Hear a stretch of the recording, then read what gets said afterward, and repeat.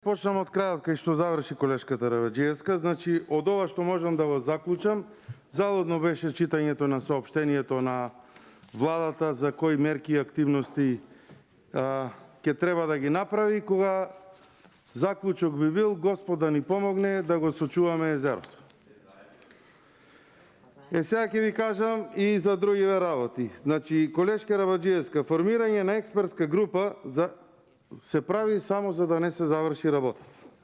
Прва мерка на оваа експертска група која што ја спомнавте, која што почнала да работи уште изминатиот период, е дека добро ја прочитав информацијата и вели дека ќе бидат информирани жителите за состојбата со намалувањето на водостојот на Преспанското езеро.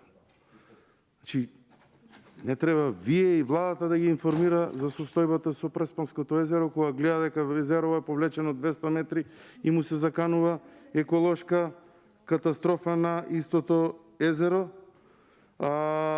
Преспанското езеро, колешка Рабаџиевска, се празни со испуштањето на Охридското езеро. Значи, не е природата да се смилува.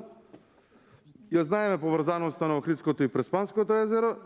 Очекувам како пратеничка од власта да дадете поддршка за обезбедување на овие средства за среднорочните и долгорочните мерки, и краткорочните мерки кои што гледам се само информација за мештаните, односно жителите, за состојбата со намалувањето на водостојот. Тоа жителите во Преспанскиот регион го знаат, и да се фокусираме на обезбедување на средства за решавање на оваа проблематика, а вие и пратениците од регионот, од Преспанско и Охридскиот регион, да инсистирате и да помогнете да се сопре испуштањето на Охридското езеро, за да успееме да го задржиме и Преспанското езеро и да се преземат одредени мерки кои што ќе помогнат да состојбата, не само повторно ќе речем, иако сега зборуваме за Преспанското езеро, туку состојбата со сите акумулации во државата се стави